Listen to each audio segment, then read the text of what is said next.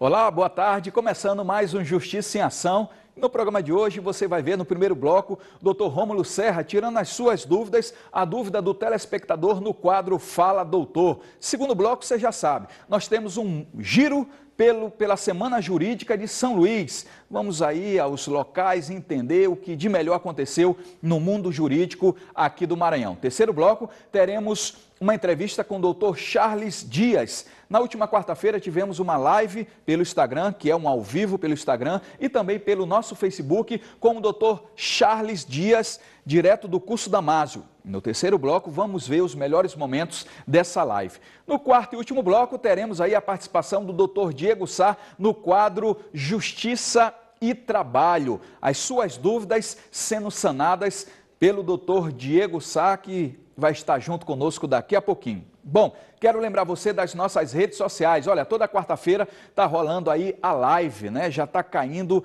na graça da população, as pessoas cada dia mais estão aderindo a essa nova possibilidade que é estar fazendo ao vivo, via rede social, entrevistas com personalidades jurídicas. Na última quarta-feira fizemos com o Dr. Charles Dias e vamos mostrar hoje. Na semana anterior tivemos aí o Dr. Carlos Brisac e na semana anterior ainda tivemos o presidente da OAB, Dr. Tiago Dias, também na live, onde replicamos aqui no Justiça em Ação. Então hoje também teremos aí os melhores momentos da live da última quarta-feira que nós temos pelo nosso Instagram e também pelo Facebook. Agora vamos ao quadro Fala Doutor com o Dr. Rômulo Serra. Veja.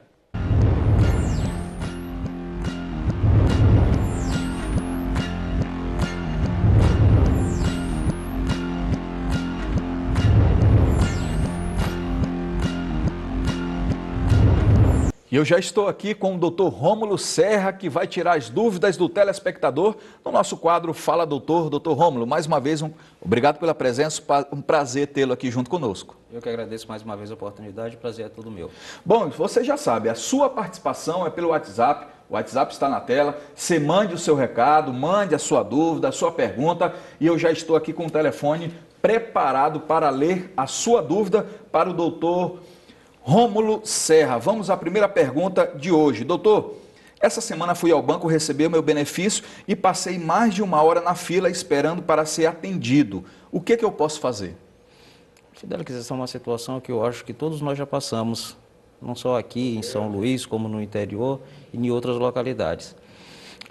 Aqui em âmbito estadual, nós temos a Lei 7.806 de 2002, que estabelece que o prazo máximo para espera em fila de banco, no caso do guichê, é de 30 minutos. Então, o prazo máximo de qualquer tipo de situação que se amolde ou afigure a hipótese do telespectador é de 30 minutos. Passou esse prazo, a lei estabelece penalidades, sanções administrativas. No inciso 1º desse artigo, ele disse que as 5 primeiras reclamações no mês, no caso do estabelecimento bancário, recebe apenas uma advertência. Passou da 5ª reclamação, ou seja, na 6ª reclamação, é passível da aplicação de uma multa de R$ 200 por reclamação. Aqui, especificamente em São Luís, também temos a lei municipal que regula e resguarda o interesse do consumidor nesse tipo de situação, que é a Lei 42 de 2000, que é ipsis litera a repetição do que diz a lei estadual nesse sentido. Pois bem, ultrapassado esse prazo, além dessas aplicações e essas sanções administrativas, no caso, o consumidor ou o telespectador em questão se sentir prejudicado de alguma ordem, que seja de uma ordem material, que seja de uma ordem moral, nada impede de ele buscar o judiciário, no caso dos juizados especiais, e formular uma reclamação para tentar ter a reparação desse dano que foi lhe causado. Também nada impede que ele entre em contato com a ouvidoria do próprio banco para fazer a reclamação ou o PROCON para que tome as medidas necessárias. Então tá aí, doutor Rômulo, tirando mais uma dúvida do telespectador, e a sua dúvida pode ser enviada pelo WhatsApp, telefone na tela, envie sua dúvida, sua pergunta e vamos ler aqui no Justiça em Ação. Temos mais uma... a Renata perguntando o seguinte: doutor, descobri que utilizaram meus documentos de forma fraudulenta para contratar um serviço de internet sem a minha autorização e agora estou sendo cobrada pela operadora devido a esse serviço que contratei. O que devo fazer?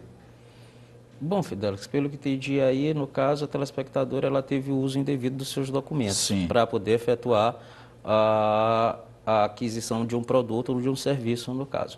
Bom, nesse tipo de situação, independentemente da situação, aqui não tem como, no caso, a operadora de serviço, ela se eximir de sua responsabilidade aqui, dizendo que uma terceira pessoa, jogando a culpa em terceira pessoa, responsabilizando o terceiro pela efetivação do contrato.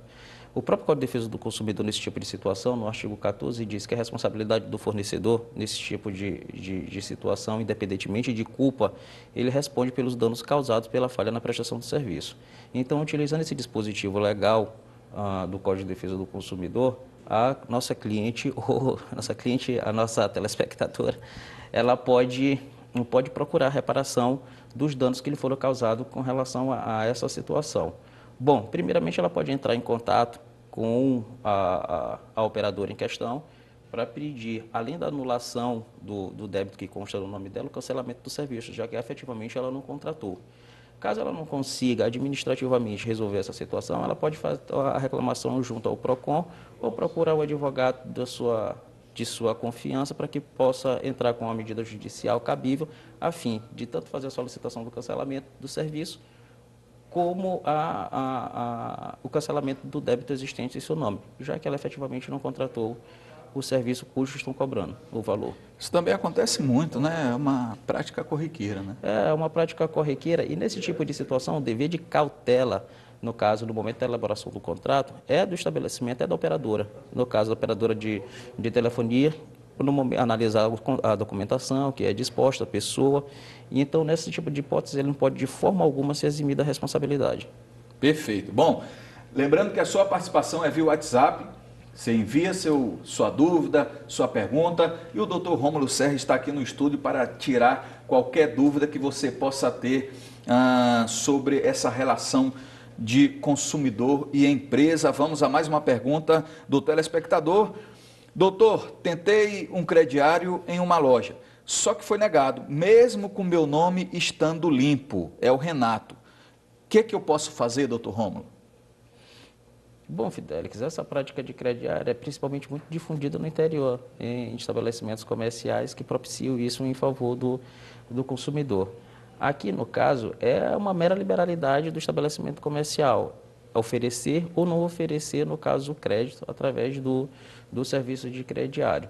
Contudo, nesse tipo de situação e nessas hipóteses, como o nosso Código de Defesa do Consumidor diz que é um direito básico do consumidor, o direito à informação, este descrito no artigo 6º do Código de Defesa do Consumidor, o consumidor pode exigir do estabelecimento comercial o motivo de tal recusa nesse tipo de situação. Agora, a situação em si de ofertar ou deixar de ofertar o crediário em favor do consumidor, ou o estabelecimento comercial tem seu regramento próprio com relação aos seus critérios para ofertar ou não. E aí é uma mera liberalidade dele. Não tem nada que diga que ele é obrigado a ofertar em favor do consumidor. Agora, o consumidor, logicamente, pode pedir informação por qual motivo esse crediário não está sendo lhe ofertado. Perfeito. Bom, lembrando mais uma vez que a sua participação é via WhatsApp, telefone na tela, envie sua pergunta, tire sua dúvida. Dr. Rômulo Serra está aqui junto conosco para tirar qualquer dúvida que você possa ter. Temos mais uma pergunta, deixa eu ver, procurar aqui. Doutor, atrasei o meu financiamento do meu carro e o setor de cobrança do banco está me ligando. Só que além do valor que devo, estão me cobrando honorários do advogado e outros gastos. Isso é legal? Bom, Fidelis, como tu bem disseste ainda há pouco, de práticas corriqueiras e contumazes, essa é uma prática bastante corriqueira e contumaz. O que acontece nesse tipo de situação? O estabelecimento, que seja o estabelecimento comercial, que seja uma instituição financeira, ele utiliza meios de cobrança através de seus serviços de cobrança. Tem um escritório especializado para esse tipo de serviço. E não de forma diferente, esses escritórios geralmente eles ligam para a pessoa e acrescentam determinados tipos de cobrança, como de honorários de advogado e outros encargos de serviço próprio. Nesse caso, nesse tipo de cobrança especificamente, é uma cobrança extrajudicial. E, no caso, o que o consumidor deve arcar é só com as despesas inerentes ao contrato de financiamento, os encargos ali previstos, como multas, juros, dentre outras atribuições. Ao meu modo de ver, a cobrança referente a honorários advocatícios, eu acho que não faz jus a esse tipo de possibilidade de cobrança, por se tratar de um serviço extrajudicial em que quem deve arcar com as despesas nesse tipo de situação é a parte credora, diferentemente de uma ação judicial que tem seus encargos que são inerentes à situação. Mas nessa hipótese específica da pergunta do telespectador, ao meu modo de ver, não se faz jus à cobrança do valor referente a honorários judiciais, justamente por se tratar de uma cobrança extrajudicial. No caso, quem deve arcar com essas despesas seria, no caso, a credora ou a instituição, o estabelecimento comercial ou a instituição financeira, quem quer que seja, que esteja nessa condição e nessa qualidade. Perfeito, doutor Rômulo. E a sua participação pode ser via WhatsApp, telefone na tela, mande seu WhatsApp e o doutor Rômulo está aqui no estúdio para sanar qualquer dúvida. E olha, parece que as perguntas hoje do WhatsApp são realmente perguntas que acontecem corriqueiramente, né? Todos os dias, como essa agora que eu vou ler, mais uma dúvida do telespectador. Pago o condomínio no boleto bancário com vencimento no dia 15, só que nunca consigo pagar na data, pois recebo meu salário depois do dia do vencimento. Já tentei mudar junto com o síndico, mas não consegui. Tem alguma lei, doutor, que possa usar para que mude a data do vencimento e assim eu não pague com juros e multa? Bom, Fidelix, se eu bem entendi a pergunta do telespectador, a data do vencimento não corresponde com a data do recebimento do salário dele, com isso ele paga os juros e multa toda vez que ele vai efetivar o pagamento da cobrança das taxas condominiais, da taxa de condomínio. Bom, não tem nenhuma legislação específica que obrigue o síndico a mudar, por tal motivo, a data do vencimento do condomínio. O síndico se não pode modificar de forma unilateral uma regra de uso comum. Até porque os juros e os encargos eles estão descritos tanto na legislação quanto na convenção do condomínio. E nesse caso e nessa espécie, o síndico ele fica adstrito, no caso, ao obedecimento do que está disposto na convenção condominial e está disposto no Código Civil.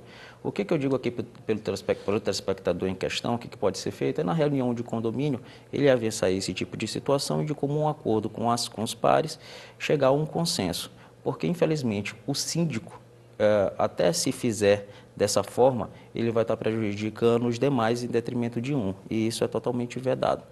Então, na hipótese em questão, infelizmente, não há qualquer tipo de legislação específica que obrigue o síndico a fazer a mudança desse prazo que já está pré-estabelecido, pré-determinado com certeza na legislação, na convenção do condomínio. Perfeito. Mais uma participação do Dr. Rômulo Serra aqui no estúdio do Justiça em Ação. Quero dizer que mais uma vez, Dr. Rômulo, que foi um prazer, uma honra, que mais do que nunca ele anda corado, né? Andando muito pela fazenda, cuidando dos peixes. Só para descontrair. Obrigado pela presença, Dr. Rômulo. Eu que agradeço mais uma vez a oportunidade, mais um sábado estar aqui na presença de todos. Muito obrigado, Fidelix. Bom, vou de intervalo. Na volta temos giro pela Semana Jurídica aqui em São Luís do Maranhão. Daqui a pouquinho eu volto.